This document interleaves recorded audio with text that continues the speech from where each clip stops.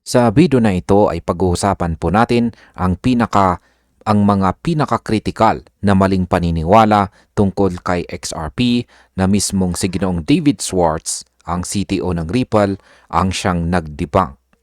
Ito ang mga myth na matagal nang umiikot sa crypto space at nakakaapekto sa kung paano po tinitignan ng market sa XRP. At kung seryoso ka pong investor, kailangan mong marinig ito dahil maraming tao ang paulit-ulit na inuulit ang mga maling impormasyon kahit nandoon na ang malinaw na facts sa ledger mismo. Kaya sa video na ito ay lilinawin po natin ang lahat.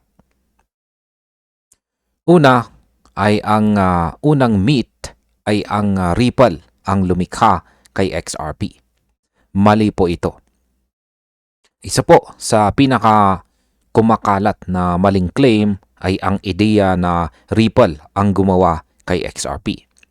Sabi po ni Ginong David Schwartz, mali ito. Si XRP ay nauna pa kay Ripple.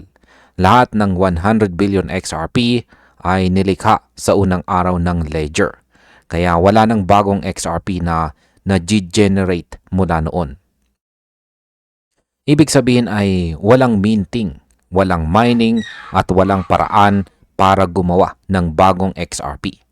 At dito po pumapasok ang point ni XRP Crow. Ang sabi niya, XRP can't be minted. Yan. Kaya kung may nagsabi sa iyo na ang Ripple ang siyang nagprint ng supply, sabihin mo, hindi. Fact check muna. Ang myth number 2 ay ang Ripple ang may control sa XRP ledger. Maling-mali po ito. Marami pa ring naniniwala na ang XRP ledger ay pag-aari o kontrolado ng Ripple.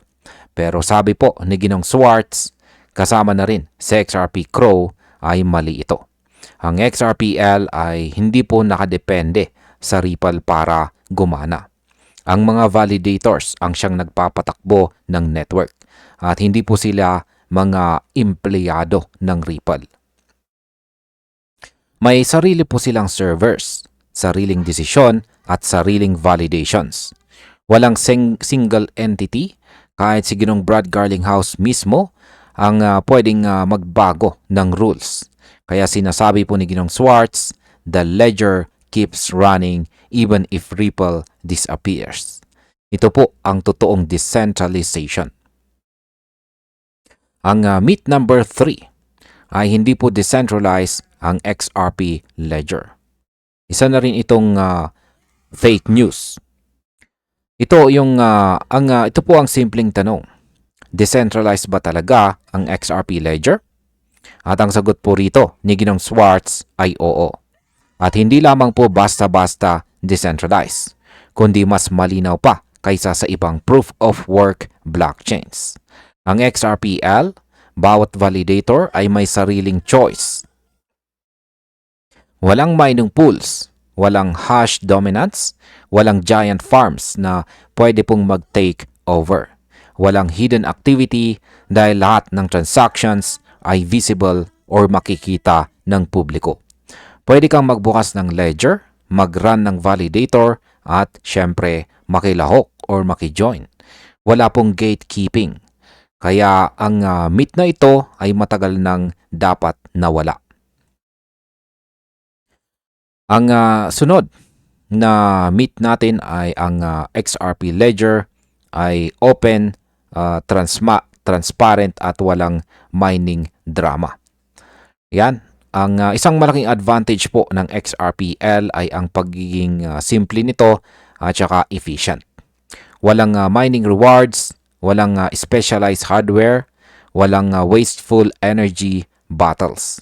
Kaya mabilis po ang kanyang settlement time, seconds lamang at hindi po umaabot ng minutes o hours. At kahit po dumami ang activity, mababa pa rin ang kanyang fees. Kaya sabi po ni Ginong Schwartz, XRP moves value like the internet moves information. Ibig sabihin, ginawa talaga ang XRPL para sa speed, efficiency at saka global payments. Sa madaling salita, hindi po ito hype. Ito po ay promise, kundi actual. Hindi po ito promise, kundi ito po ay actual working system. Ngayon ay ito po ay public access. Ayan, ang XRP Ledger ay isa po itong public access kung saan kahit sino ay pwede. Kaya ang isa pang misconception ay kailangan mo raw na maging insider para gumamit ng XRPL. At muli, maling-mali po ito. Ang XRPL ay open network. Kahit sino man ay pwede pong mag-run ng validator, i-check ang transactions, at i-explore ang data kahit anumang oras.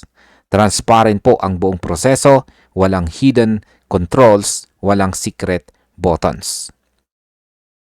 At ito po ang dahilan kung bakit nananatiling matatag ang ecosystem, hindi dahil kay Ripple mismo, kundi dahil sa community na nagpapatakbo ng network. Kaya kung may nagsasabi na centralized ito, malamang hindi pa nila na-check ang actual na ledger. Ang performance, utility, at ang confusion po or pagkalito tungkol kay Brad Garlinghouse. Ayan, inlilinaw po.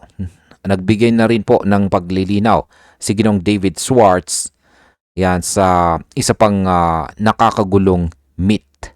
At ito po ay tungkol kay Ginoong Brad Garlinghouse, ang CEO po ng Ripple. At hindi po kay XRP. At ayan, hindi po pag-aari ng Ripple ang XRP. Para po siyang CEO ng isang kumpanya, hindi ng isang cryptocurrency. Kaya kapag may nagsabi na si Ginoong Brad ang may control kay XRP, alam mong maling information po ito. Samantala, ang XRPL performance ay nananatiling consistent. Mabilis po ito, scalable, at saka may solid utility use cases. Kaya hindi po kataka-taka kung bakit lumalakas ang adoption. At bilang panghuli, ay ano naman ang aking masasabi tungkol dito. Ayan, napakalinaw po ng mga facts na ibinahagi rito ni Ginoong David Schwartz. Fix po ang supply. Open ang ledger. Decentralized ang validators at hindi po kontrolado ng Ripple si XRP. Wala pong mining at ang XRPL ay isa po sa pinaka-efficient na payment ledgers sa buong crypto space. Ito po ang totoo, hindi ang mga myths na paulit-ulit na inuulit ng mga hindi nagre-research. Kaya kailangan po nating i-share ang tamang impormasyon para mas lumakas ang community at mas maging matatag ang market confidence. Kaya ayan, hanggang dito na lamang po tayo sa video na ito mga ka-crypto. Maraming salamat sa panonood.